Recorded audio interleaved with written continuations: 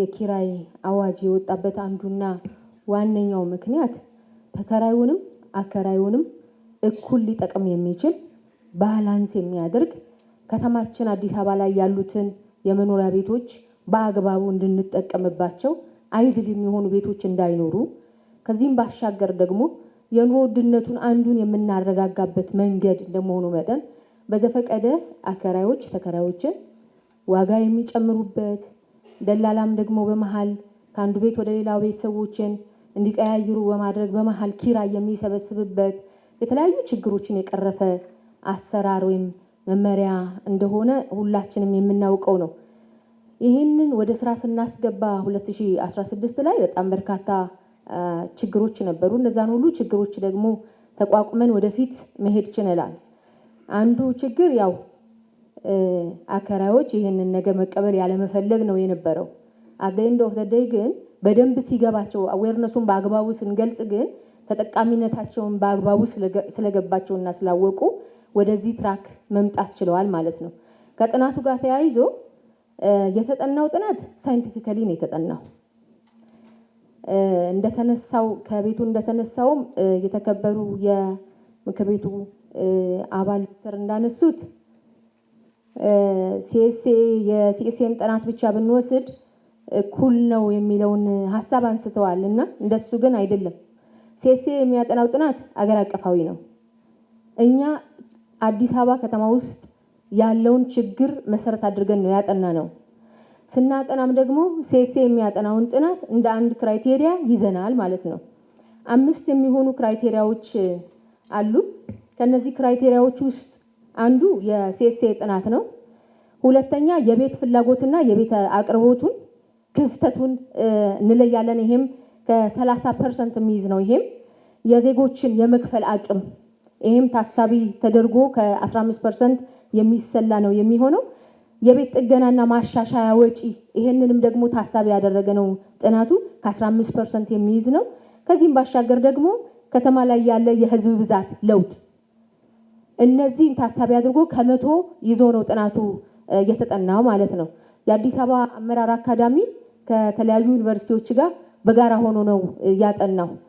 ስፔሲፊክ ስናደርገው ሲኤስኤ ያጠናው ጥናት አገር አቀፋዊ እንጂ ከተማ አቀፋዊ ስላይደለ ከተማችን ላይ ያለውን ነባራዊ ሁኔታ ከተማችን ላይ ያለው ተከራይ አፎርድ የሚያደርግበት ልክ እና አሁን ያነሳኋቸውን መሰረታዊ ነገሮች ደንቡ ላይም የተቀመጡት እነሱን ታሳቢ አድርገን በ11ዱም ክፍለ ከተሞች በሁሉም ደግሞ የጋራ መኖሪያ ቤቶች ላይ ራንደም ሳምፕል ተወስዶ ነው ጥናቱ የተጠናው ማለት ነው። ይሄ ጥናት ከተጠና በኋላ 3 አይነት ጥናት ነው የተጠናው። በመሰረቱ 3ቱም አይነት ጥናት ሄዶ እዛ ላይ ስላረፈ ነው የወሰድነው። ከኛም ባሻገር የፌደራል ከተማና መሰረተ ልማት ሚኒስቴርም ያጠናው ጥናት አለ። እነሱም ያጠኑት እኛ ካጠናነው ጋር ኦልሞስት ተቀራራቢ የአዲስ አበባን ማለት ነው የአዲስ አበባን ኦልሞስት ተቀራራቢ ስለሆነ ይህንን ወስደን ለመተግበር ችለናል ማለት ነው። የጎንዮሽ ውሎች በዚህ መካከል የጎንዮሽ ውሎች እንደዚህ ጊዜ ሳይደርስም የሚያስለቅቁ አካላት እንዳሉም ተነስቷል። ከቤቱ ትክክል ነው። ይህንን አንዱን የምንመክትበት አንዱ መንገድ አዌርነስ በመፍጠር ነው። ከታች እስከ ላይ የግንዛቤ መፍጠርን ስራ ሰርተናል። መመሪያው ላይ ክልከላዎች አሉ። እነዛን ክልከላዎች አከራዩም እንዲያውቀው ተከራዩም እንዲያውቀው ከዛም ባሻገር ደግሞ በተለይ የጋራ መኖሪያ ቤቶች ላይ ያሉ ማህበራትን እነሱን ደግሞ መድረክ ለብቻቸው መድረክ ጠርቶ የጎንዮሽ የሚባል ውል በህግ ተጠያቂ እንደሚያደርጋቸው በሚገባ አዌርነሱን ሰጥተናል። ከዚህም ባሻገር ግን ተከራዩና አከራዩ መብትና ግዴታቸውን በአግባቡ አውቀው ደግሞ ሊተገብሩት ይገባል። መንግስት ያስቀመጠው ኢቭን ኢፍ የውሉ ፎርማት በራሱ ደንቡ ላይ ያለ ነው። ፎርማቱ ራሱ ህግ ነው ማለት ነው። ከዚህ ፎርማት ውጪ ተከራይን ማከራየት ማዋዋል የለበትም አከራዩ። ተከራዩም ደግሞ ከዚህ ፎርማት ውጪ መዋዋል የለበትም። በጎን የሚዋዋሉት ውል የዛሬ 2 ዓመት ጀምሮኛ በደንብ አዌር አድርገናል። በአመት አንድ ጊዜ በሚደረገው የዋጋ ጥናት ማሻሻያ ሲደረግ በጎንዮሽ የተዋዋሉት ውል ካለ እሱን ታሳቢ አያደርግም። ህጋዊ ውላቸው ላይ መሰረት ተደርጎ ነው ጭማሪ ካለም ጭማሪ ሊደረግ የሚችለው የሚለውን በአግባቡ አዌር አድርገናል። ይሄንን ተግባራዊ ያላደረገ በአሰስመንት ይሁን በጥቆማ የተደረሰበት ተከራይም አከራይም ካለ እንዲሁም ደግሞ በጎንዮሽ እያዋዋለ ያለ አካል ካለ ደግሞ የህግ ተጠያቂነቱ እንደቀጠለ ነው የሚሆነው ማለት ነው። እስካሁን የ2019ን የምንተገብረውን የኪራይን መጠን የአዌርነስን ስራ ነው እየሰራን ያለ ነው። ጎን ለጎን ደግሞ በጣም በርካታ ተከራዮችና አከራዮች ውላቸውን እያደሱ በሁሉም ክፍለ ከተማ እንዲሁም ደግሞ በ11ዱም የመሶብ አንድ ማዕከል ውላቸውን እያደሱ ይገኛሉ ማለት ነው። ሌላው ከጋራ መኖሪያ ቤት ጋር ተያይዞ የተነሳ ሐሳብ አለ። ዘንድሮ በጣም በርካታ ቤቶችን ነው እየገነባን ያለ ነው። ከምንገነባቸው ቤቶች ውስጥ 50305 የሚሆነው የጋራ መኖሪያ ቤት ነው። ከዚህ 80% ኦልሬዲ ለቆጣቢዎች የሚተላለፍ ነው ማለት ነው። የልማት ተነሺዎች አንዳንድ እንደዚህ አይነት ነገሮች ስለሚኖሩ ደግሞም ሬት ስላለው መመሪያው ላይ ቤት በመንግስት ሲሰራ ሬቶች አሉ። ስለዚህ እስከ 80% የሚሆነው ለቆጣቢዎቻችን የሚተላለፍ እንደሆነ ላነሳ ፈልጌ ነው። እሱ ብቻም አይደለም። ሎው ኮስት ቤቶች አሉ። ደጋግ በሆኑ ኢትዮጵያውያን ማህበራዊ ኃላፊነታቸውን በሚወጡ ኢትዮጵያውያን እየተሰሩ ያሉት በዚህ ዓመት ብቻ እንኳን እየተሰሩ ያሉ ከ10,000 በላይ የሚሆኑ ቤቶች አሉ።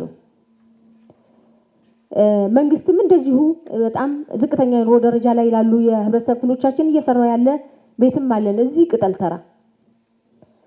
ሌላም ደግሞ አካባቢ ላይ እንደዚህ ከ5,000 በላይ የሚሆኑ ደግሞ አሉን ማለት ነው። አጠቃላይ ዘንድሮ ብቻ ከ10,000 በላይ የሚሆኑ ቤቶች ዝቅተኛ የኑሮ ደረጃ ላይ ያሉ የህብረተሰብ ክፍሎቻችን እየሰራን ያለነው ነው ማለት ነው።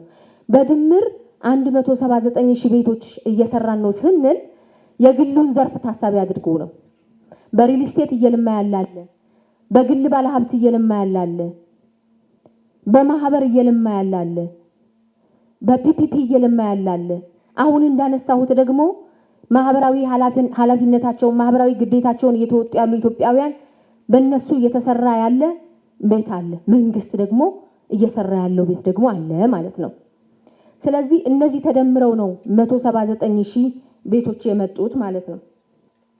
ቁጥሩን ለመጥቀስ ካስፈለገ በማህበር ብቻ ዘንድሮ 16,730 የሚሆኑ ቤቶችን እየገነባን ነው። በግል 21,090 ቤት የሚሆኑ ደግሞ በግል እየተገነቡ ነው። በሪል ስቴት ከ68,008 የሚሆኑ ቤቶችን እየገነባን ነው። በመንግስት 50,305 ቤቶችን እየገነባን ነው። በፒፒፒ 19,391 የሚሆኑ ቤቶችን እየገነባን ነው። በበጎ ፈቃድ ደግሞ 5,865 በደጋግ ኢትዮጵያውያን የሚሰሩት ቤት ነው። እንዲሁም ደግሞ ዝቅተኛ ለኑሮ ደረጃ ላይ ላሉ ወገኖቻችን መንግስት እንደዚሁ እየሰራ ያለው ደግሞ እሱም ደግሞ 5,000 የሚሆን ቤት ደግሞ አለን ማለት ነው። ስለዚህ እነዚህ ቤቶች ናቸው ዘንድሮ እየተሰራ ያለውና አልፈንም ደግሞ ለሚቆጠቡትና ዝቅተኛ ለኑሮ ደረጃ ላይ ያሉ የህብረተሰብ ክፍሎቻችን እናስተላልፋለን እያልን ያለ ነው። ይሄ ብቻ ግን አይደለም እየሰራን ያለ ነው። ያደረ ዕዳንም ደግሞ እየጠረግን ያለ ነው። ሁላችንም እንደምናውቀው በተለይ ቀደም ብለው የተሰሩ የጋራ መኖሪያ ቤቶች አካባቢ ላይ የነበረውን ሜስ ሁላችንም እናስታውሰው ነው። አንደኛ 139,008 የሚሆኑ ቤቶች አፈጻጸማቸው ከ30 እስከ 40% የነበሩ ከለውጡ ወዲህ እነዚህን ቤቶች ተረክበን የጨረስናቸው ናቸው። ከዛ በፊት የተሰሩ ቤቶችን ደግሞ ኢንፍራስትራክቸር የላቸውም። የፍሳሽ ማስወገጃ የሚባል የላቸውም። ቶታሊ ውሃ የሚባል የላቸውም። መብራት የሚባል የላቸውም። መንገድ የሚባል የላቸውም። 5 ቢሊየን የሚያክል ብር በቦንድ ተበድሮ ከተማ አስተዳደሩ ይህንን ኢንፍራስትራክቸር የመስራትን ስራ የጀመረው ከዚህ ከለውጥ ወዲህ ነው። ሊፍት የላቸውም። ቶታሊ ውሉ ላይም የለም። ታሳቢም አልተደረገም። እንደው ሃይራይዚንግ ቤት ሲሰራ ሊፍት ሊያስፈልግ ይችላል ተብሎ እንደ ቅድም አልተያዘም። አቅዶ ወደ ትግበራ ለመግባት የተሞከረው አሁን ከለውጥ ወዲህ ነው። ይህም ደግሞ ላነሳው እንደሞከርኩት ከ5 ቢሊዮን ብር በላይ የሚሆነውን ወጪ አውጥቶ ለሊፍትና በጣም ጥቃቅን ለሚባሉ ኢንፍራስትራክቸር መንግስት ወጪ አውጥቶ ብድር ተበድሮ እየሰራ ይገኛል ማለት ነው።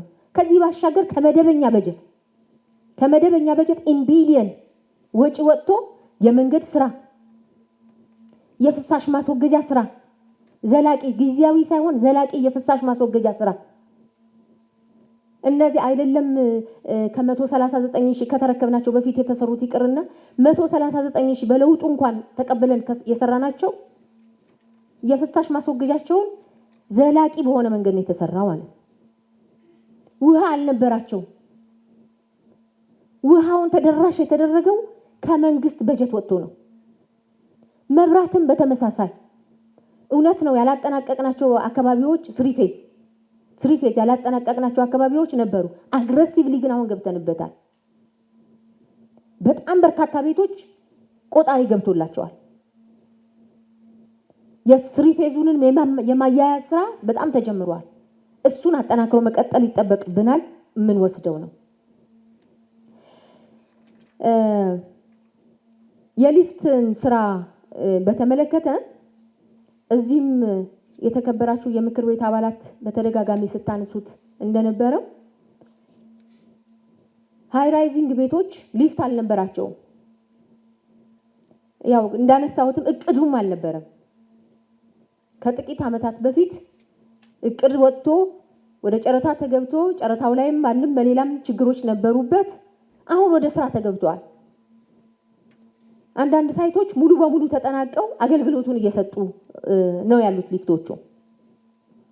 ቅድሚያ ብለን እኛ የጀመርናቸው ሃይ ራይዚንጎች በተለይ G+15 የሆኑ ቤቶች ላይ ነው። በዚህ በ90 ቀን ውስጥ ብቻ 5 ሳይቶች ላይ እንጨርሳለን ብለን አቅደን አንዱን ሳይት ጨርሰናል። 4ቱን ሳይት ኦልሞስት ከ50% በላይ ሰርተናል ማለት ነው። በ90 ቀን ውስጥ አጠናቀን እጌን ወደ ሌላው ደግሞ ሽፍት የምናደርግ ነው የሚሆነው ማለት ነው። አራብስ አካባቢ ደግሞ የ20/80 መኖሪያ ቤቶቻችን አካባቢ ላይ ሲቪል ወርክ አካባቢ ትንሽ ችግር ስለነበረው የሲቪል ወርክ ስራ እየሰራን ያለ ነው ሊፍቱን ለመግጠም ማለት ነው። ኦልሬዲ ሊፍቱ ኦን ሃንድ ስለሆነ ያለው እነዚህ ችግሮች ግን አሁን እየሰራናቸው ያለናቸው ቤቶች ላይ የሚፈጠር አይደለም። እየጠረግን የመጣ ነው እዳ የተሸከምነው እዳ ገንዘብ ብቻ ሳይሆን ስራም ጭምር ነው። የተሰሩ ቤቶች ሰው ሊኖርባቸው የሚችላቸው የተሟላ ፋሲሊቲ የተሟላላቸው አይደሉም። እነሱን ከማሟላት ጀምሮ ነው አሁን ከለውጥ ወዲህ 496,000 ቤቶች ተሰሩ እያልን ያለን። 496,000 ቤቶች ተሰሩ ብለን ስንል ደግሞ በመንግስትም ቅድም ሳነሳው እንደነበር በሪል ስቴትም በማህበርም በግል አልሚውም በፒፒፒም በበጎ ፈቃደኞችም እነዚህን ታሳቢ አድርጎ ተደምሮ ነው የሚፈለገው። አንዱ ትልቁ ነገር የቤት ፍላጎትና የቤት አቅርቦትን ማቀራረብ ስለሆነ ከተማችን ላይ ደግሞ ክሪቲካል ችግርና ስብራት የነበረው የቤት አቅርቦት ላይ ነው። ይህንን ስብራት ማከም የምንችለው ደግሞ በመንግስት በጀት ብቻ ሰርተን ሳይሆን የግሉን ዘርፍ ደግሞ ወደዚህ ወደ ቤት ልማት እንዲገባ ፑሽ ማድረግ መደላድልን መፍጠር ስለሆነ በቂ መደላድልን ፈጥረን ከተማ አስተዳደሩ በጣም ብርቱ የሆነ መጋደልን ተጋድሎ በአዳዲስ እይታዎች አልሚዎች ወደዚህ ትራክ እንዲገቡ በማድረግ በርካታ ቤቶች እንዲለሙና ለህብረተሰቡ እንዲቀርቡ አድርጓል ማለት ነው። በዚህ ልክ ነው እየሄድን ያለነው የሚለውን ለማንሳት ነው። ከአገልግሎት አሰጣጥ ጋር ተያይዞ አገልግሎታችንን የቤቶችን አገልግሎት ዘመናዊ ግልጽና ተደራሽ ለማድረግ እና ወደ መሶብ አንድ ማዕከል ለማስገባት ምን የታሰበ ነገር አለ የሚል ሐሳብም ስለተነሳ ትንሽ ነካ አድርጌ ለማለት ነው። እንደ ቤቶች ወደ 16 የሚሆኑ አገልግሎቶችን ወደ መሶብ አንድ ማዕከል አስገብተን ኦልሬዲ ወደ አገልግሎቱን እየሰጠን እንገኛለን። 1 ዓመት ሆኖናል አገልግሎቱን መስጠት ከጀመርን። ይሄ አሁን እያነሳሁት የነበረውን የተከራይ አከራይ ውል እሱንም ተጨማሪ አድርገን ማለት ነው።